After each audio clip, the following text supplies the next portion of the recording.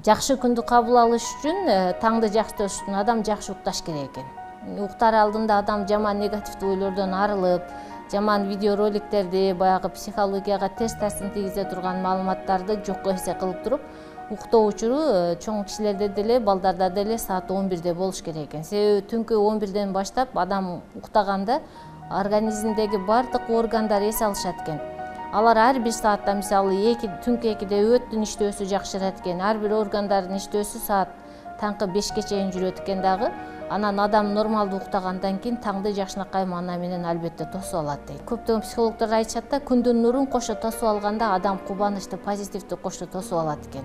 Демек, эрте турганга ырыскы жакшы берет. Анан сырткары сиз дейт өзүңүздүн будильнигиңиздин үнүн өзүңүзгө жаккан жагымдуу мелодияга коюп койсоңуз, анда сиз ошол мелодия жаңырганда эле сиз өзүңүздү кубанычтуу элестетип турганга аракет кылат экенсиз.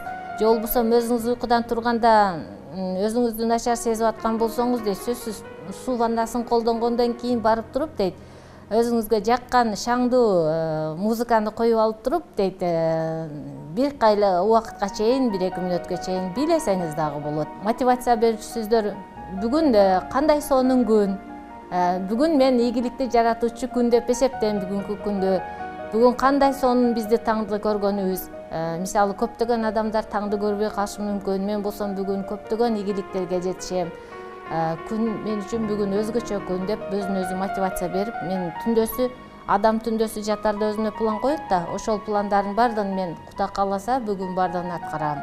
Алдыда баардык жакшы нерселер мени күтүп турат. Мен бүгүн мисалы экзаменди 5ке тапшырам. Мен бүгүн беседага, жумушка орношуу боюнча барсам, сөзсүз ал жерден мен жакшы балл менен өтөм, мен жумушка бүгүн орношом. Же болбосо мен бүгүн жолугушууда өзүмө керектүү болгон натыйжага жетишем деп адам өзүнө өзү позитив бериш керек экен.